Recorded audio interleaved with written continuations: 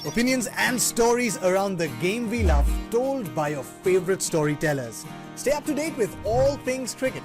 Subscribe to CricBuzz's YouTube channel and press that bell icon now.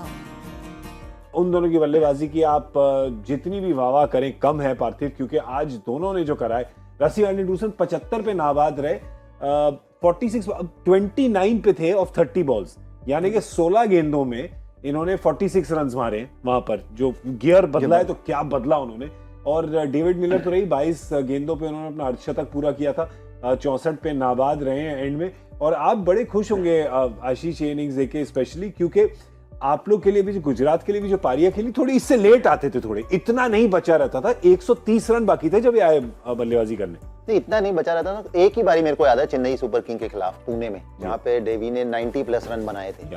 पर जिस तरीके की वो फॉर्म में है कि जहाँ से आईपीएल छोड़ी है ना, वहीं से अंतर्राष्ट्रीय क्रिकेट साउथ अफ्रीका के लिए शुरुआत करी है। और अब मिड शो में यही चर्चा कर रहे थे कि 200 के आसपास अगर कहीं पहुंचना है तो क्विंटन डिकॉक और डेविड मिलर, केवल इसलिए नहीं कि उनके पास गुण और क्षमता है, टैलेंट है, कि एक्सपीरियंस भी है जी। अब एक खिलाड़ी आउट हुए क्विंटन डिकॉक, तो रसी वेंडरसन ने साथ दिया डेविड मिलर का। कि जो हम बल्लेबाजी की बात करते हैं ना, कि आपको 7 नंबर पे, मतलब अगर कोई ऑलराउंडर है तो ठीक है, 7 नंबर पे प्योर बल्लेबाज आप तभी खिला सकते हैं कि आपके ऊपर के 5-6 में ना कोई 2 लोग गेंदबाजी करते हैं। तो आज भी अगर आप देखिए साउथ अफ्रीका की हम बात कर रहे थे कि एक बल्लेबाज कम है, पर जब जिस दिन चलते हैं तो आपने 2 बल्लेबाज भी, एक बल्लेबाज भी बहुत है, क्योंकि आप T20 फॉर्मेट की बात कर रहे हैं। जैसे जैसे फॉर्मेट लंबा होता जाता है, फिर 50 ओवर आपने खेलने हैं, टेस्ट मैच में 90 ओवर खेलने हैं, तो फिर आपको उतने बल्लेबाज लगते हैं।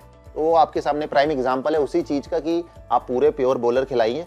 पर जिस तरीके से बल्लेबाजी आज हुई, भारत के पास बॉलर तो पूरे थे, पर देखिए छठे जो है ना, हम बात कर रहे थे हार्दिक पांड्या की, 6 बॉलर भी कम लग रहे थे, क्योंकि बल्लेबाजी इस तरीके की हुई कि कमाल। मतलब आसान नहीं 212 रन चेज करना पिच में, उतनी जिस तरीके से पहले गेंद हिल रही थी, और रबाडा और नोकिया के पास गति भी अलग है, भारतीय गेंदबाजों की उस तरीके की गति नहीं थी।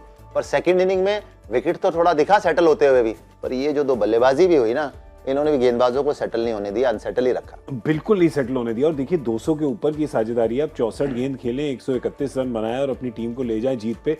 मानना पड़ेगा जब आए थे 9वें ओवर में ये दोनों, ये साझेदारी जुड़ी थी, शुरू हुई थी पार्थिव, उस टाइम पे तो लग रहा था कि ये पहाड़ है इनके सामने, कुछ ज्यादा ही ऊंचा पहाड़ है। हाँ, उस टाइम पे हम वही बात कर रहे थे ना कि अगर यहाँ पे एक विकेट जाएगी तो लोग गेम खत्म हो जाएगी, लेकिन वो विकेट आई भी नहीं। और दूसरी एक चीज़ है कि जब साउथ अफ्रीका गेंदबाजी कर रही थी ना, तो हम बहुत काफ़ी कुछ जैसे पिन पॉइंट कर रहे थे कि ये इतना, ये अच्छा कर सकते थे या ये अच्छा कर सकते थे। तो यहाँ पे अगर भारत की गेंदबाजी देखेंगे तो आप खाली ऐसा पिन पॉइंट कहीं पे ऐसा नहीं कर सकते थे कि भारत ने यहाँ पे खराब गेंदबाजी करी। जो हुआ यहाँ पे वो हुआ, साउथ अफ्रीका ने बहुत बढ़िया बल्लेबाजी करी। जिस तरह से डेविड मिलर ने बल्लेबाजी करी, जिस तरह से रसी वैंडरडूसन ने अपनी इनिंग को पेस किया, बहुत बार हम कहते हैं कि 30 बॉल खेल गए हैं तो आपको देखना होता है कि अब उसको, वो जो 30 रन, जितने भी 30 बॉल में अपने रन्स किए, उसको बाकी के 20 बॉल में डबल करिए। और उन्होंने वही चीज़ यहाँ पर करी, शायद उससे ज़्यादा भी करा। लेकिन मिलर को जब फॉर्म में होते हैं तो गेंदबाजी करना बहुत मुश्किल होता है, क्योंकि अगर आपके पास किसी बल्लेबाज के पास रेंज होना कि आपके कवर के ऊपर के भी अगर छक्का मार सकता है, स्पिनर हो या फास्ट बॉलर हो, तो फिर आपके पास ऑप्शंस बहुत कम रह जाते हैं एज ए बॉलर। फिर आप यही सोचते हैं कि मुझे यॉर्कर स्टंप में डालना पड़ेगा, अगर वो नहीं गिरा तो फिर मिड विकेट के ऊपर भी छक्का जा सकता है। तो आप अंडर प्रेशर भी बहुत सारी गलतियां कर जाते हैं जब आपके पास रेंज ऑफ स्ट्रोक्स हो। पर आई थिंक इतना किसी को चौंकना नहीं चाहिए, क्योंकि साउथ अफ्रीका लिए तो करते आ रहे हैं पिछले 1-1.5 साल में, काफी किया डेविड मिलर ने।